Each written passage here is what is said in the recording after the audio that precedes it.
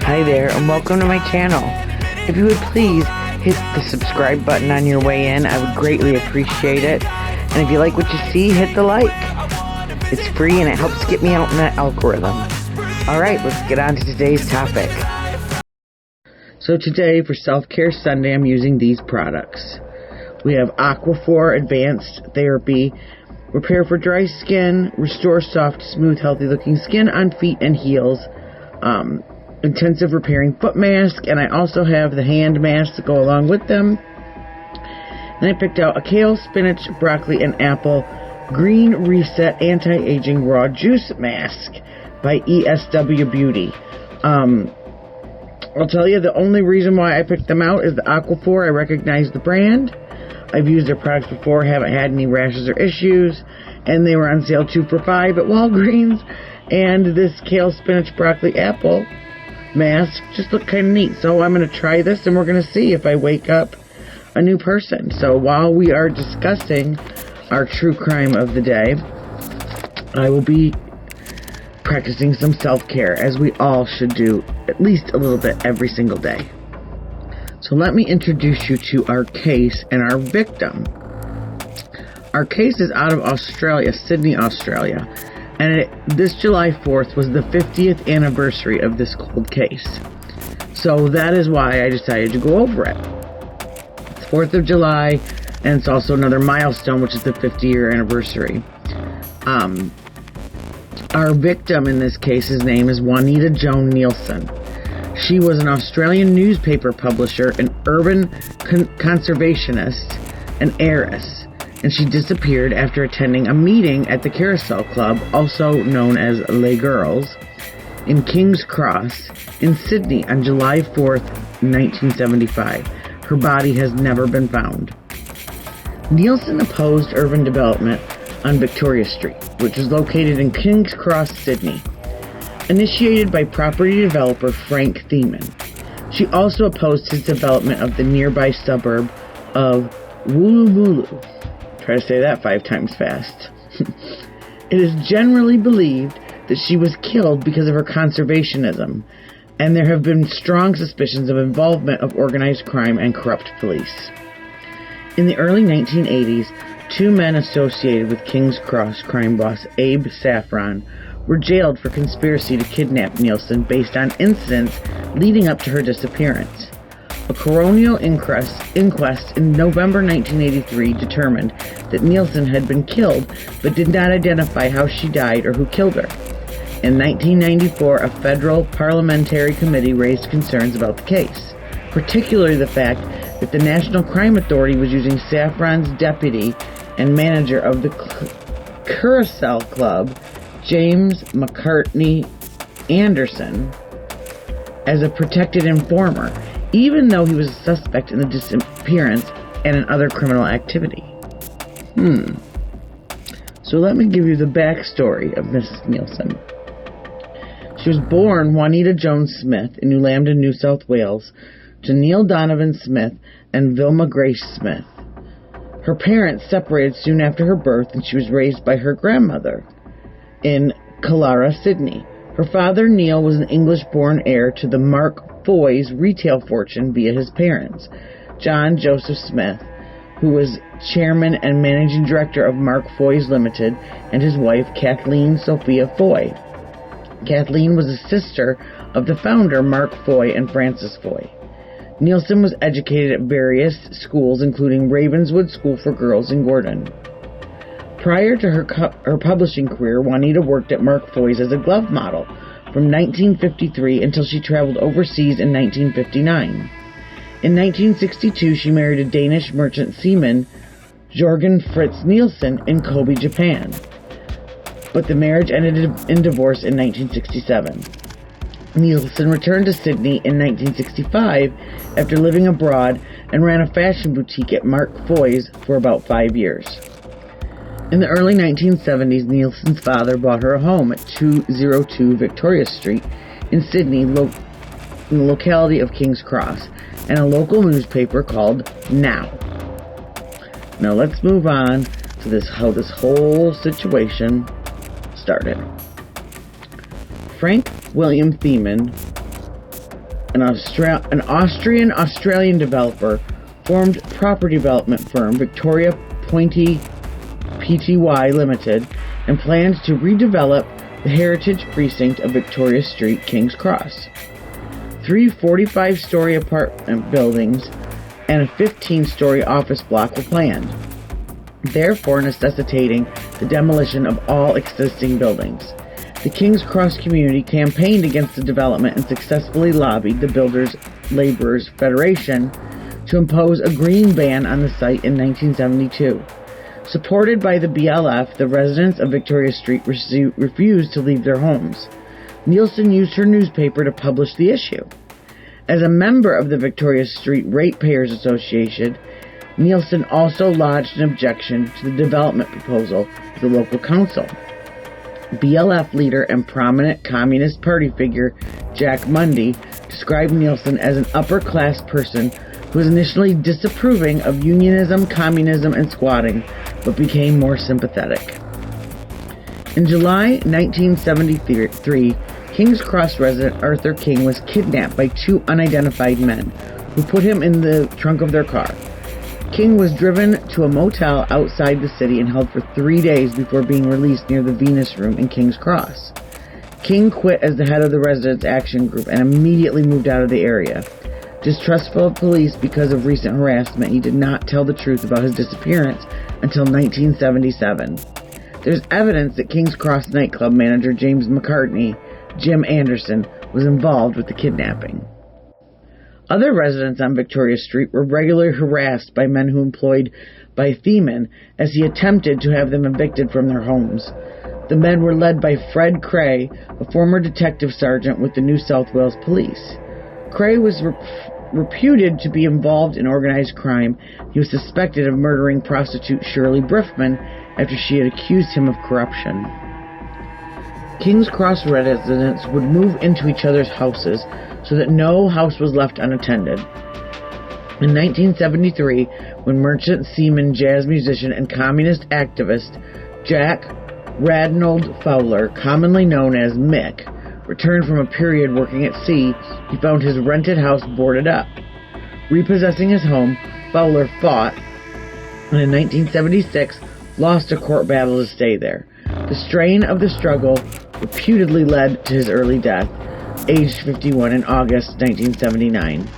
Meanwhile, residents who had squatted in the houses they were evicted from by police on January 3rd, 1974. They're squatting in their own houses because they just decided, no, sorry, we're taking your homes because we want to build.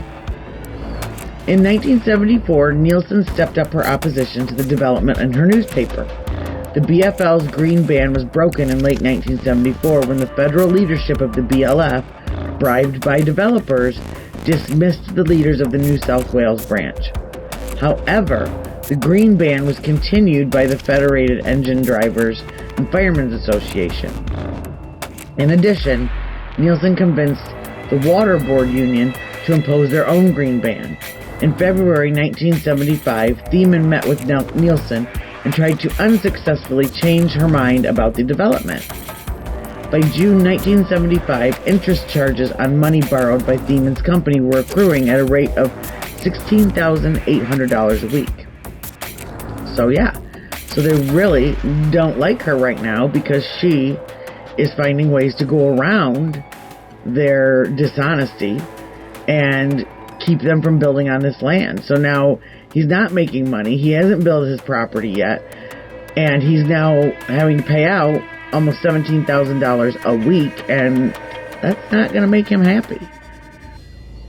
So the first stage of the Victoria Street development was completed in 1978. The next stage of the development saw the construction of King's Cross Railway Station, Sydney, which opened in 1979. In 1975, the New South Wales and federal governments reached an agreement with Thiemann for the development of the nearby Dockland suburb of Woolloomooloo. Nielson was also a member of the Residents' Action Group of that suburb, which began receiving death threats at that time. Imagine that. The Carousel Clubs in King's Cross, also known as Les Girls at other times, was one of the number of bars and nightclubs controlled by Abe Saffron, who was a major figure in Sydney's organized crime. The club was managed by Jim Anderson, who, as a later investigator revealed, owed $260,000, about $1.6 million in today's money, to Thiemann. According to Safran's son, Alan, Safran lent large sums of money to several prominent Sydney businessmen, including Thiemann. So he's a loan shark. The Carousel had no real dealings with Nielson previously, but on June 13, 1975, Anderson had initiated contact by sending Nielson an invitation to attend a press night at the club. She would not normally have been invited because of her newspaper now did not give free publicity to commercial ventures. Nielson did not attend the event, and Anderson was reported to have been furious. On the 29th of June, Carousel's PR manager, Lloyd Marshall, invited Nielson to a meeting at the Camperdown Travel Lodge, supposedly to discuss advertising related to landscaping. But her business partner, David Farrell, later recounted that Nielson became suspicious and refused to attend. On June 30th, Edward Frederick Eddie Trigg and Shane Martin Simmons, both employees at the Carousel, went to Nielson's house to discuss advertising in Now. It was later revealed they intended to seize Nielson when she opened the door, but their plan was foiled when Farrell answered the door instead. The two men played out their cover story, but Nielson stayed listening in on an adjoining room, and after they left, complimented Farrell on his handling of the query, teasing him by saying she might send him out on the road to sell advertising in Now. According to Farrell, Nielson was by then seriously concerned her activism was putting her in danger. She mentioned her fears to Farrell about 2 weeks before her disappearance, and she arranged to keep him regularly informed of her whereabouts. On Thursday, the 3rd of July at 5:30 p.m., Trigg rang Nielson to make an appointment to discuss the club advertising in Now. They agreed to meet the next day about 10:15 at the club. In late 1977, Eddie Trigg, Shane Martin Simmons, and Lloyd Marshall, all one-time employees of the Carousel Club, were charged with conspiring to kidnap Nielson over the incidents prior to her disappearance. When interviewed by police on the 6th of November 1977, Martin Simmons confirmed that the advertising story was a ruse, that their actual intention was to kidnap Nielson if she was alone and take her to see people who wanted to talk to her. He said that he and Trigg intended to just grab her arms and stop her calling out. No real tough stuff. No gangster stuff. We thought that just two guys telling her to come would be enough to make her think if she didn't come, she might get hurt. We talked about when she came into the room, one of us would be standing there and the other one would come up behind her and just quietly grab her by the arms and maybe put a hand over her mouth or a pillow slip over her head. Martin Simmons told police he didn't know the identity of the people who wanted to talk to Nielson. A trial commenced in 1980. The judge ordered the jury to acquit Marshall as there was no evidence linking him to the plan to use force against Nielson. The jury was unable to reach a verdict on Trigg and Martin Simmons, and a retrial was ordered. In 1981, Martin Simmons was retried, convicted, and sentenced to 2 years in jail. The judge questioned him about the identity of the people who had hired him for the kidnapping, but he provided no information. Meanwhile, Trigg had fled to the U.S. on a fake passport and was arrested in San Francisco in 1982. He told police, "They're making all this noise over a woman who is nothing but an out-and-out communist. No loss of society at all."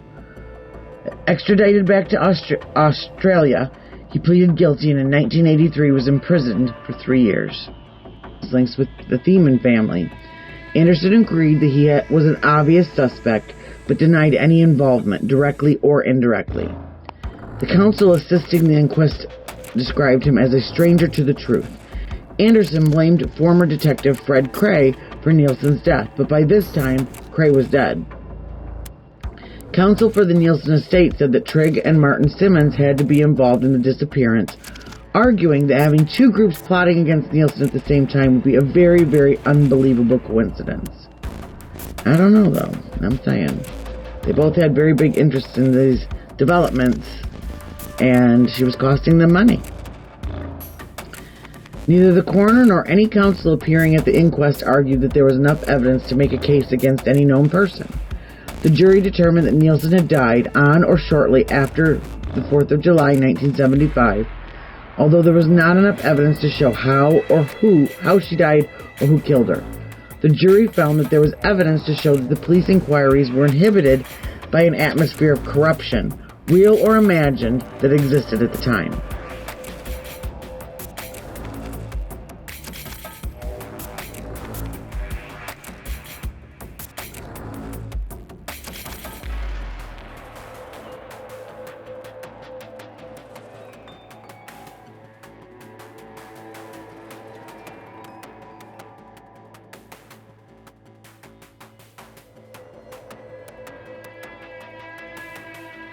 In 1994, the Commonwealth Parliamentary Joint Committee on the National Crime Authority criticized police failings and linked the Nielson disappearance to property developers and the King's Cross criminal underworld.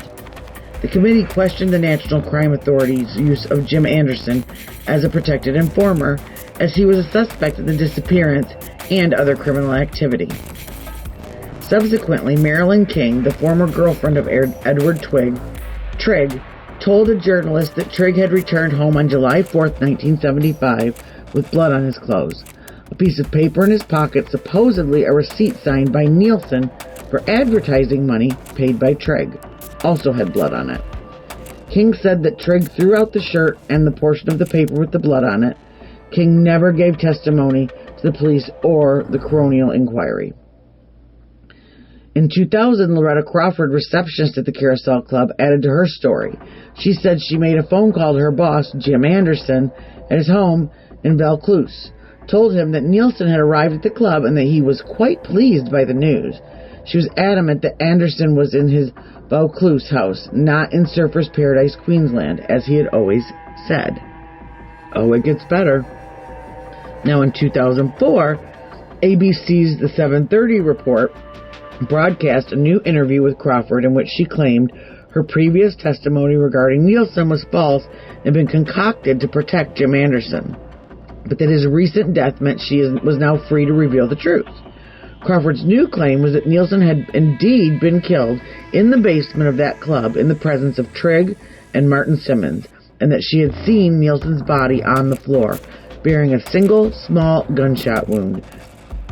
That she saw a third man, who she did not name, standing over Nielsen's body, holding a pistol. The obvious motive for Nielsen's murder was her opposition to the development of Victoria Street and Woolloomooloo. However, there have also been claims that she was working on an expose about vice corruption and illegal gambling in King's Cross. Her then-boyfriend, John Glebe, gave evidence that Nielsen had told him about receiving telephone threats, and he also testified that she carried cassette tapes in her handbag. According to Glebe, Nielsen had told him that the tapes could blow the top off an issue she was working on. An article in the Bulletin in 2005 ran claims by journalist Barry Ward that Nielsen had been given dossiers on prominent Sydney identities by private detective Alan Honeysett, and speculated that these documents would reputedly have exposed the principals involved in Sydney's illegal gambling industry. On February 25, 2013, Trigg died alone in a room he rented at the Abbott's Hotel in Sydney's inner suburb of Waterloo. And the Australian newspaper reported that prior to his death, Trigg had written an account of his involvement in the case, which named names of those involved and revealed the resting place of Nielsen's remains. New South Wales police spokesperson confirmed that the police had searched Trigg's residence after his death, but refused to comment on the outcome of what they found. And that's all she wrote. I hope you enjoyed today's cold case true crime story, and in my next video, I am going to be attempting blooming gel. So, pass or fail, let me know what you think in the comments. If you haven't, hit that subscribe button. Cutsy out.